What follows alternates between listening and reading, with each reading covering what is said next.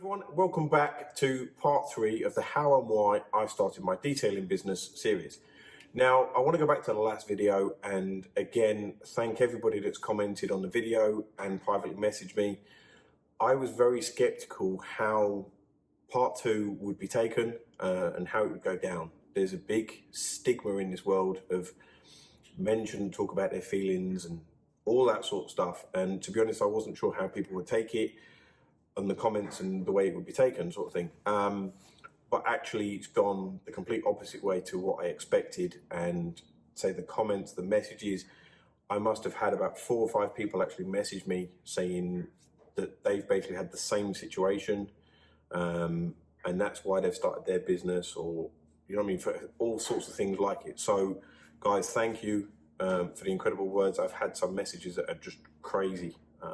So thank you for that. It really is appreciated. Part 3. So Monday, obviously I went to the AUTOBRITE store to pick up my order. I was in there for about 2 hours talking to Adam about the various products, the uses, just learning more in general about the stuff. Plus I couldn't get away from him really. No, I picked up loads of other stuff. Said it was having a big sale, so I stocked up even more on stuff previous to the previous Christmas sale, sort of thing. I went up there in a Skoda Fabia VRS, and I come back with no boot space and no space on the rear seats. I think my Christmas order was about 400 quid, and then I must have spent about another 550, 600 quid while I was there. So I think, to be honest, I spent the money just to get out there. No, Adam, I love you really, you know I do.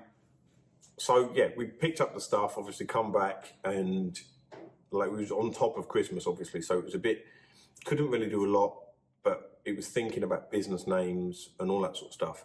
And it was also quite hard at the same time. It was the first Christmas I'd been single in probably, I don't even know, 10, 12 years sort of thing. So that was quite awkward and depressing in some ways. And we was just ticking through, and I was obviously looking for a van and all that sort of stuff. New Year's Day, I found a black caddy on eBay, or Facebook actually. Messaged a guy called John, who's actually now become a good friend. We talk quite a lot, and he's actually started his own detailing business now. We spoke about the van, and I said, look, I want to come and see it. And he was like, look, if you want to come today, you can, but you need to be here before 1 o'clock because I'm going for dinner.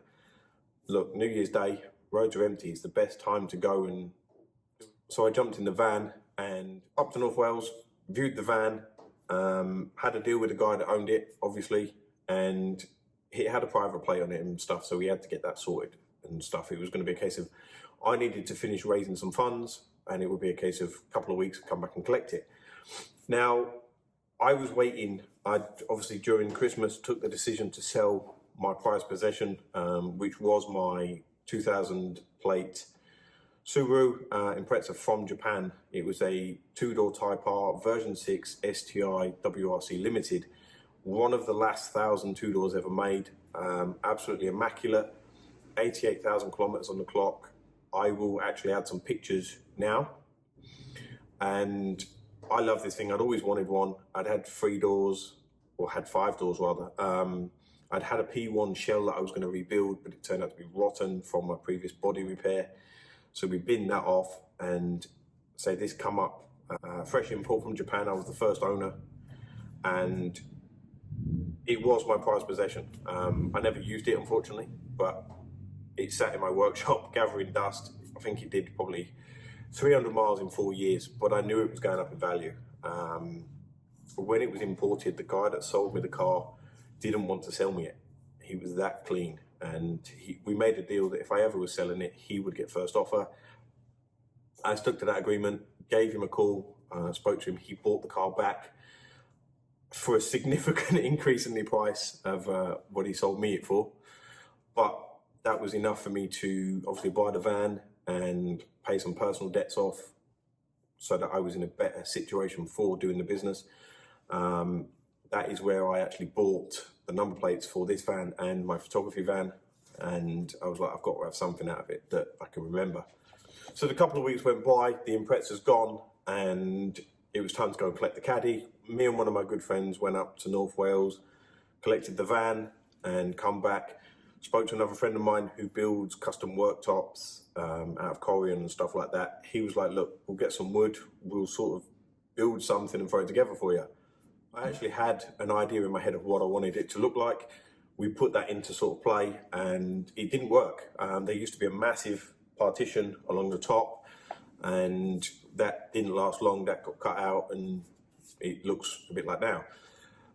That sort of was a start, say the main starting of the business. I was then able to go and do a few jobs on my days off and it rapidly grew from there. Despite things weren't brilliant still between me and my ex. I was at work. I would disappear whilst at work in the work vehicle to a house that we was having arguments, just genuinely in a bad place. And I think it was the middle of February. My boss basically turned around to me and said, look, if you have one more day off, we're sacking you. It's as simple as that. Unless your mum dies, we're going to sack you. And that was sort of a turning point in the sense of I was like, things are not good. Like, I'm not happy anyway. That wasn't helping. Like, I'm in a bad way. And obviously my boss is saying that to me sort of thing. So it got to the point I turned around in March with friends whispering in my ear constantly going, look, forget about the ex, forget about the ex. It had to be done. And I handed my notice in middle of March so that I left on the 31st of March to basically start the brand new tax year and everything full solo. Now, I had zero guaranteed work, no customers pretty much, and I had some good friends that have helped and given me work and pushed and, you know what I mean, business card to this person and pushed my name to that person. I left on the 31st of March and that was it. And I honestly wouldn't look back. It was probably the best thing I ever did, to be fair. And it was, I had no option. I had no money. I'd paid bills. I bought the van. I'd built stuff and, you know what I mean, bought the jet washes and all that sort of stuff for the business. And I had no option but to get out there and make this work. I had now 7 days a week.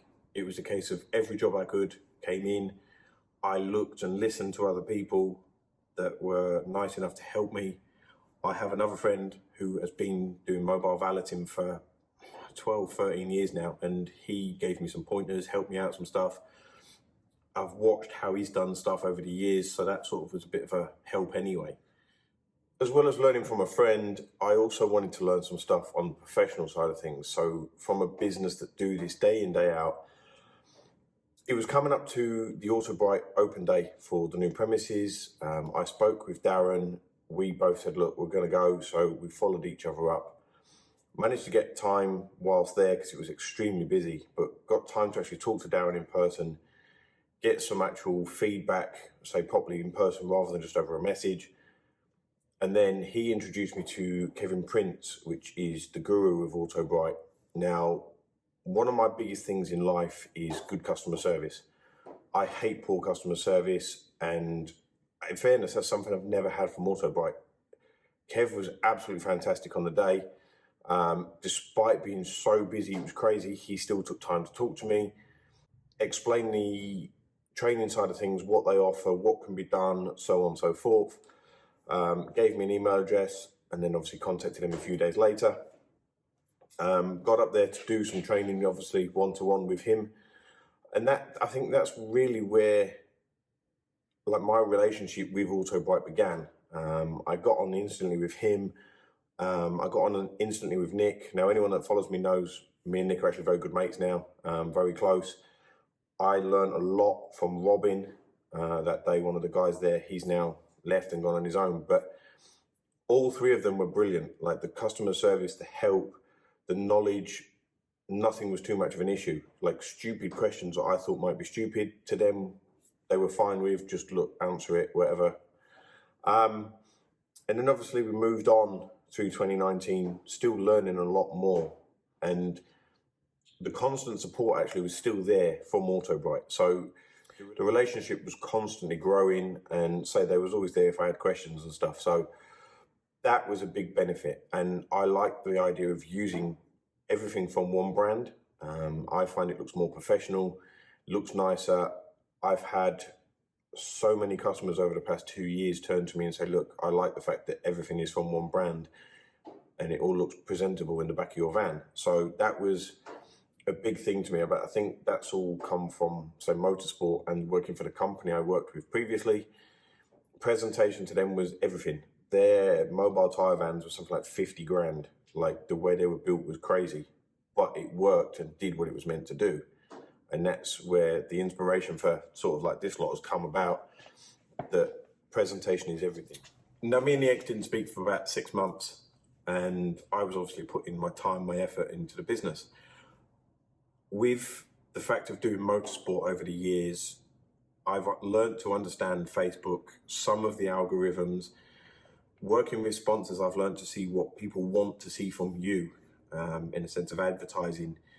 I've learned, not perfectly, but obviously I've learned how to push myself and how to promote myself, that people will want to look at it and say, that attracts people. So between the Facebook side of things and friends helping me, like pushing my name to people, and recommendations has been the biggest thing. So during the end of 2019, the ex actually popped up and I called her bluff, but unfortunately lost. She actually turned up.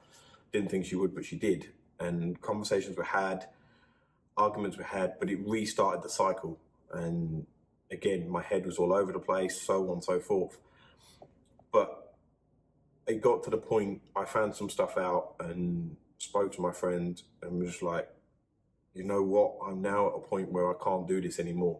It's mentally and physically draining. So I turned around and said, I promise you now, I'll never contact you again. That was December 2019, and I've not spoken to her since.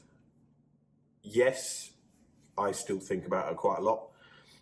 There is at some point in most days she will pop in my head, but that's for me to deal with.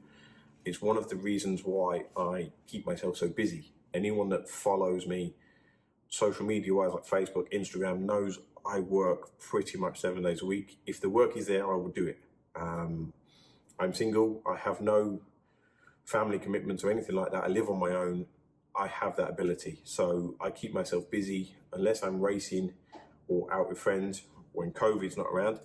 I'm always at work. At the end of the day, I've learnt and always been told by some good friends that you don't do anything in life and build something in life like this business unless you're going to put 110% in 110% of the time. So that's what I've done. And look, it's obviously clearly paid off. I'm still at times in shock. Obviously, I wanted to grow the business, but I never expected it to be where it is now in such a short space of time. We then obviously moved into 2020 with plans again just to keep pushing and making the business bigger and just get more of a... I built up a customer base anyway during 2019, like the part we could. Moved into 2020 and just kept pushing. And then obviously, unfortunately, we had COVID, lockdown 1, which didn't really help. That led us to obviously have a lot of time during lockdown to try and focus on some other aspects of what we wanted to push for the business. Starting a YouTube channel was one of them, so that we could then show customers the work that goes into the jobs and what's actually involved. I've had a few customers contact me, so like, look, why do you charge XYZ to do polishing and coatings when so-and-so down the road is doing them for half the price? So the YouTube channel is a good aspect for that, because you can then show people what actually goes into the jobs. They can follow the story, so to speak, and see, say, the work that goes into it and the finished outcome from before. It's a very good advertising point. And it's also about brand awareness. The more people know about your brand, the better. Yes, they might not be customers, but brand awareness is a massive thing for the business, for any business. And say the more people that know about it, the better. For instance, I don't know, somebody might have a family member that lives in London and they might mention it, and that person will then recommend me because they know the brand. Doesn't have to be that person, doesn't have to be someone local, but the brand awareness is the most important thing. And it gives me the opportunity to do these videos. Like, we're in lockdown 5 million now at the moment, but we're still managing to do this stuff and explain. Like, the amount of people in the last 4 or 5 months I've seen starting detailing businesses, asking for advice, this and that. So these videos are hopefully going to help those people and show a little bit, because I've had countless messages of people in the last 2 years of people asking how I've done it and how I've got to where I am. People that have been doing it for 4 or 5 years part-time and can't generate enough work to do full-time. I've had people that have quit their day jobs to go and pursue their hobby, their dream to do detailing sort of thing on a daily, and they've done it because I've done it and my story and stuff like that. Like, a lot of people hadn't heard my full story until this video, but they'd followed me on the social medias, and this again comes down to the brand awareness. 2 years ago, most people, unless you was involved in motorsport stuff, had never heard my name, and now a lot of people talk about me. I don't know if that's a good thing or a bad thing. I know of one guy in particular, a good friend of mine. He talks to all his local detailers. There's like a little group of them, and they're all friends. They all get on, they help each other out. And he went to see him one day, and they was talking about a video that they was watching on YouTube. They watched that video, and it was me. And this is people 200-300 miles away that a detailer's talking about me. Don't get me wrong, it's a good feeling, but guys, it's not just what I'm doing. What I do might not work for other people, is what I'm saying. I've worked hard, I've had a lot of friends and a lot of help, in the sense of being given opportunities, not help as in financially nothing, but opportunities. Some of the vehicles I've been given to do, most people will never get. So that has helped massively build the business to where we are. And that is it for part 3. So part 4 will be coming in a couple of days. Again, massive thank you to everyone for the comments and the support. I wouldn't be making this series if it weren't for you guys watching, actually. So I was never sure how it was going to go. It's gone a million times better than I expected. In fairness, the whole channel has. My most popular video is actually about 30,000 views now, and it's the van build. So that's actually going to get rebuilt this year, hopefully. Something fresh, something new, but still going to work. It's actually going to be designed properly. Yeah, stay tuned, and we'll see you in a couple of days on part 4.